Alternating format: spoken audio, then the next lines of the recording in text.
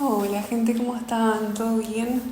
Estamos estrenando logo que hace rato, en realidad quería hacerle un logo, pero bueno, o empezaba a hacer los videos o esperaba a terminar el logo, que sigue en fase de desarrollo, seguramente lo voy a seguir modificando, pero habla un poco sobre este viaje hacia el interior como, como si fuese escalar una montaña, ¿no? Internamente, con todo lo que significa, implica escalar una montaña, viaje hacia el interior, es, bueno, hay que hurgar, hay que escalar, hay que descubrir un montón de cosas internas propias de una misma o una misma.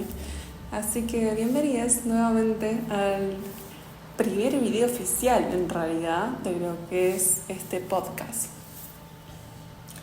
Herencia de la angustia, ese es el título del video de hoy y es de lo que vamos a estar hablando. Herencia de la angustia es un concepto que desarrollamos con mi psicóloga en realidad, que tiene que ver con todas esas herencias o todos esos sentimientos o tantos pesares como malos y buenos, todo aquello interno propio de uno que se hereda de generación en generación dentro de las familias.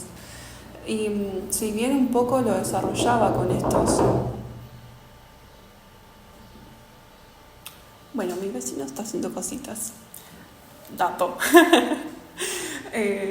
Si bien en el video anterior un poco ya lo venía desarrollando con esto de que, bueno, ¿por qué seguimos repitiendo patrones o acciones si venimos de generaciones diferentes, de años diferentes, de sociedades distintas, de familias distintas, de creencias, de culturas diferentes? Bueno, hay que contextualizar.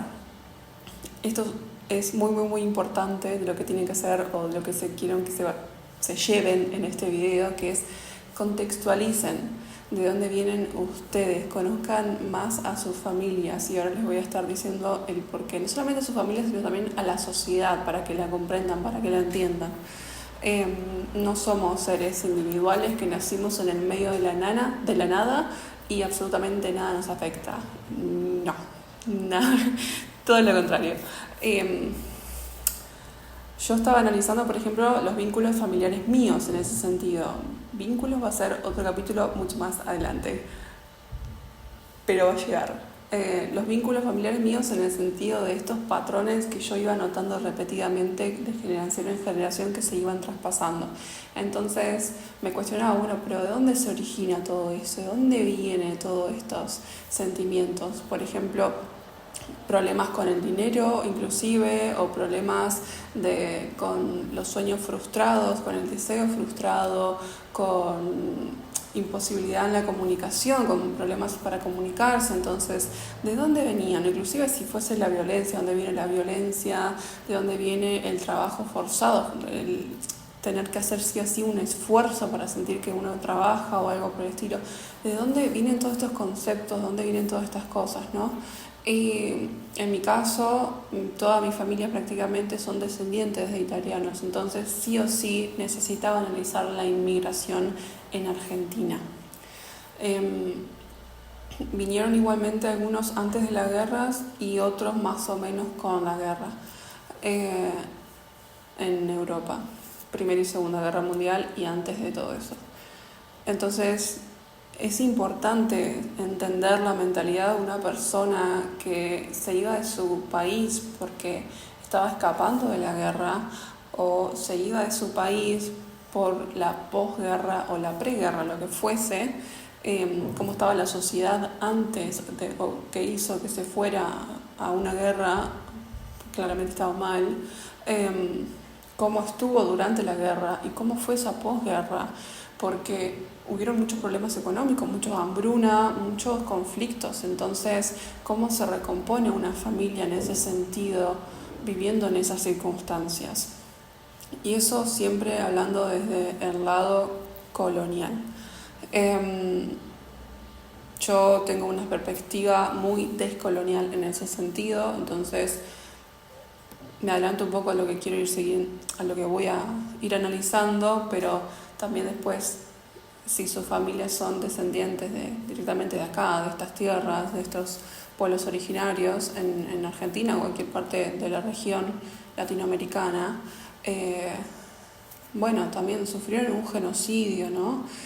Sufrieron guerras en sus propias tierras. Entonces, ¿cómo se conformaron después todas esas familias? ¿Cómo se sintieron?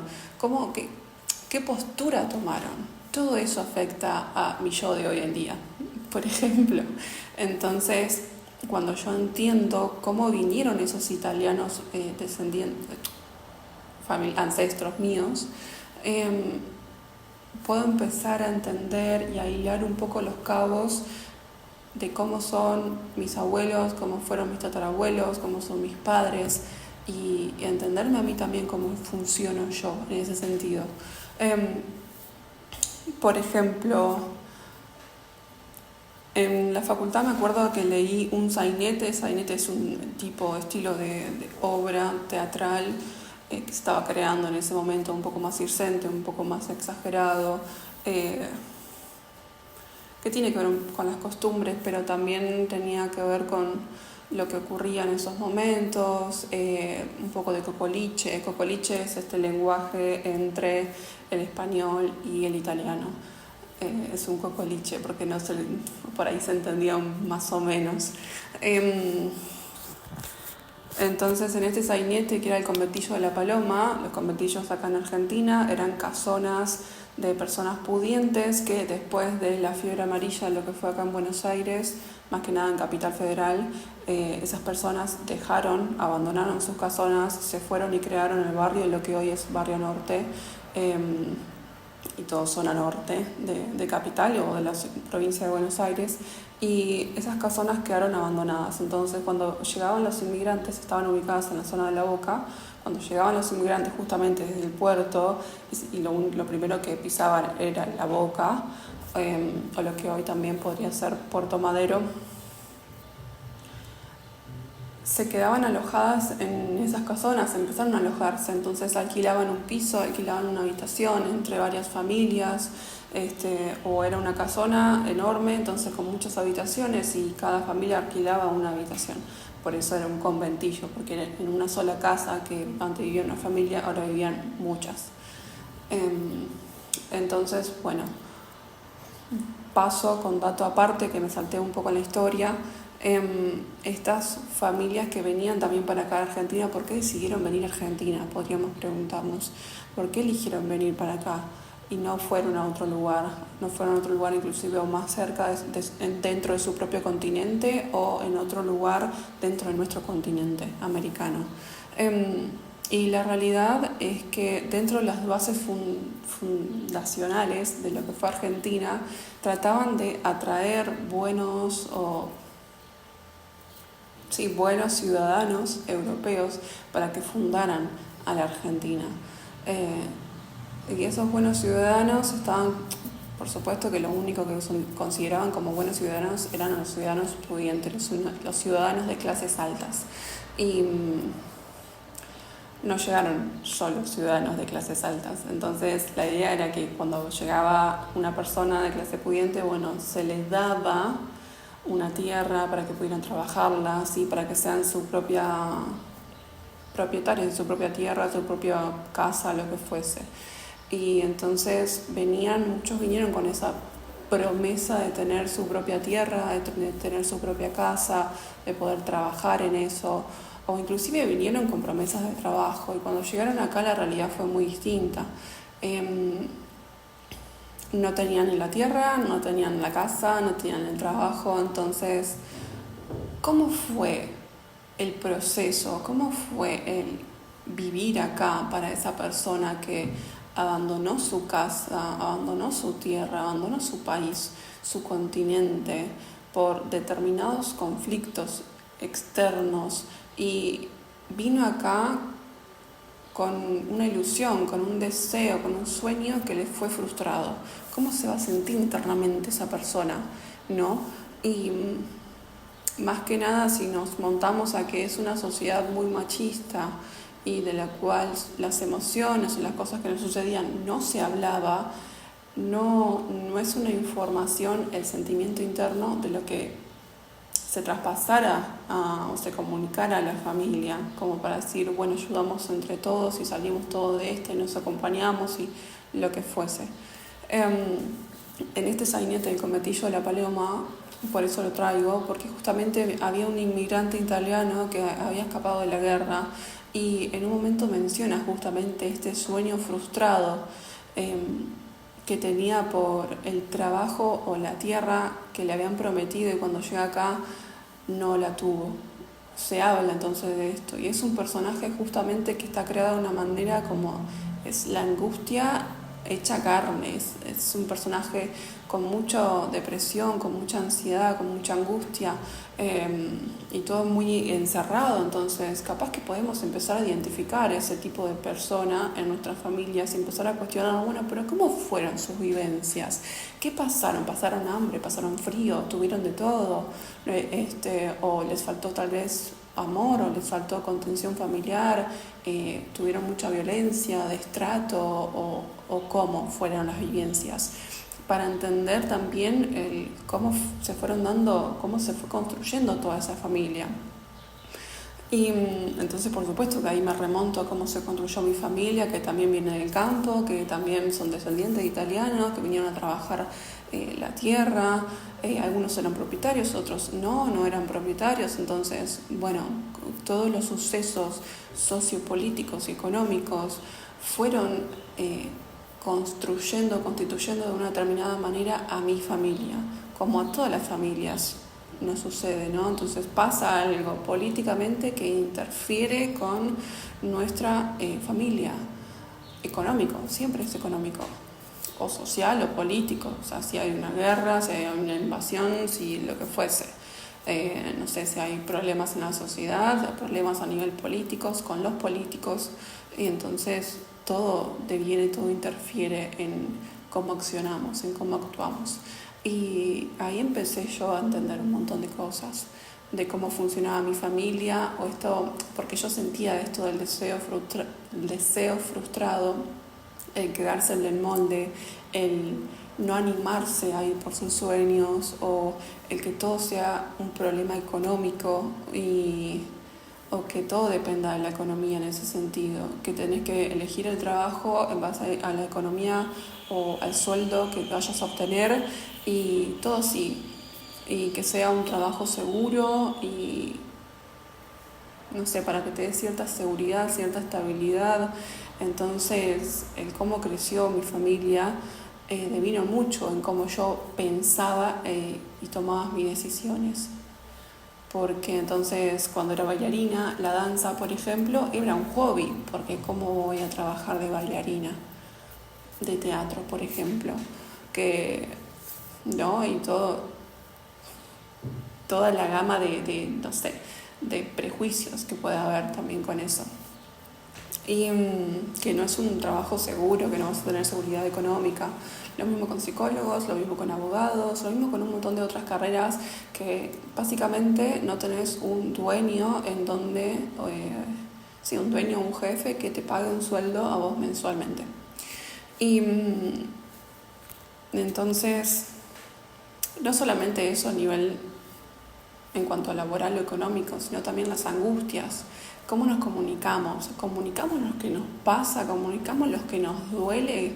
Yo comunico lo que me duele, lo que me pasa, mis angustias, mis deseos. ¿Cómo es el amor dentro de mi familia? ¿Cómo se demuestra el amor dentro de nuestras familias? Y ahí seguramente la gran mayoría de las personas que vean este video, o tal vez no, tenga a esa abuela o ese abuelo que le daba plata adentro de un sobre a escondidas. Y ese era del demostrar amor para ellos. Un sobre con dinero. Y capaz que a vos te faltaba otra cosa, no un sobre con dinero, capaz que necesitabas un abrazo, o un te quiero, o un te amo, o un estar presente, o no sé, si estabas en otra situación, por ejemplo, si fueses celíaco, o si sos vegetariano, o tenés algún otro tipo de alimentación, o restricciones, o alergias, lo que fuese, capaz que faltaba otro apoyo en el sentido de que, bueno, voy a investigar entonces por qué a fulana no puede comer esto, o es alérgica a tal cosa, bueno, ¿qué otra cosa le puedo hacer? capaz que era otro tipo de apoyo, era otro tipo de estar. ¿Sabemos estar realmente dentro del vínculo familiar? Y podemos decir, ser sinceros, ser honestos, lo que pensamos, lo que sentimos. Nada, son muchos cuestionamientos. Entonces, volviéndonos o para atrás, cuando yo veo que no solamente estoy traspasando o tengo como herencia estos problemas en cuanto con lo laboral, con lo económico, sino también que también los tengo con los sentimientos, con la comunicación, con el saber hablar, o poder comunicar algo básicamente, o con el amor, o cómo yo demuestro amor, cómo acepto yo que recibo el amor de alguna determinada manera. Empiezo a ver, bueno, pero no solamente esto, la angustia y la depresión que sintieron esas personas por los sueños frustrados, también la heredé. Entonces, a veces me encuentro angustiada, a veces me encuentro como depresiva y que no le encuentro respuesta. Porque claro, por ahí tengo un sueño que ya sé, ya de antemano me chipeo con que no lo voy a lograr. Porque así fue la comunicación o esa fue la herencia que obtuve dentro de mi contexto familiar. Mucha angustia. Y por ahí generan otro tipo de roces. Por ejemplo, no sé, si tenés a tus abuelos que están muy metidos con su sueño frustrado y se quedaron en esa angustia, posiblemente hayan sido abuelos no presentes. Ojo, sí físicamente, pero que dentro de su cabeza estaban con ese sueño frustrado y no pudieron salir de ahí. Entonces por ahí no tenían el registro, no pudieron tener el registro de que, bueno, tengo nietos, tengo hijos, tengo una familia, tengo necesidades, tengo que comunicarme con ellos, ok, ¿cómo le demuestro amor a estas personas? Capaz que no pudieron hacerlo de esa manera, o no sé, capaz que su lenguaje del amor era cocinar, por ejemplo. Entonces, pero todo lo referido al dolor, a la angustia, a la depresión, se mantenía oculto porque no se hablaba, era tabú, psicólogo era tabú, estaban vanos locos. Entonces, empezar a desgranar todos los conceptos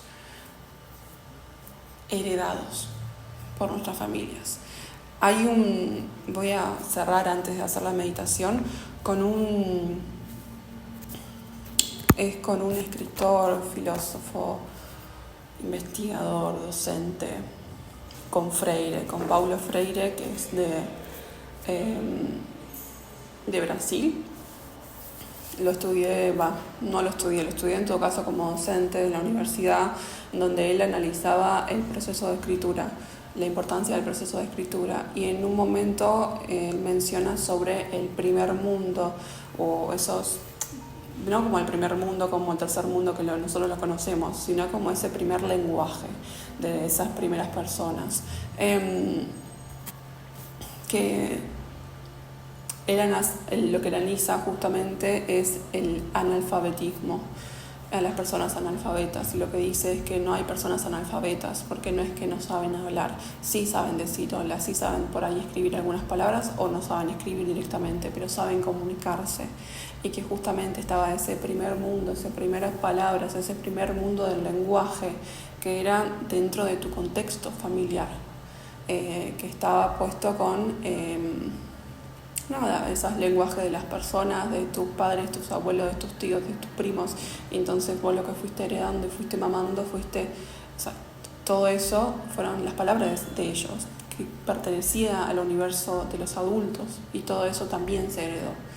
El cómo se hablaban, el cómo se trataban, el cómo se comunicaban, todo eso se hereda y se va aprendiendo desde nuestro contexto familiar. Bueno, esto es todo por hoy. Creo que ojalá haya sido enriquecedor para ustedes, por eso digo que siempre lo hagan o en paralelo si pueden con una terapia, porque capaz que si uno hurga mucho adentro, suelen salir muchas cosas, y estaría bueno que haya una persona para ir acompañando todo ese proceso. Bueno, pasamos a la parte de las 3 respiraciones. Sigue siendo el mismo procedimiento. Respiramos en 4, retenemos en 4, exhalamos en 4, retenemos en 4, 3 veces. Vamos.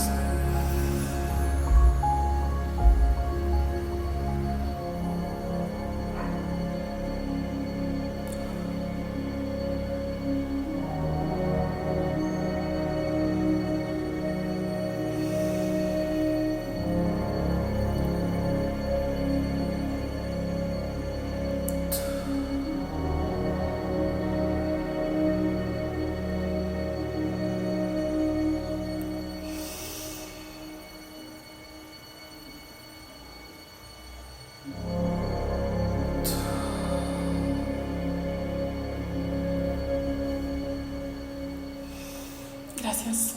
Ojalá te sirva. Nos vemos la próxima semana.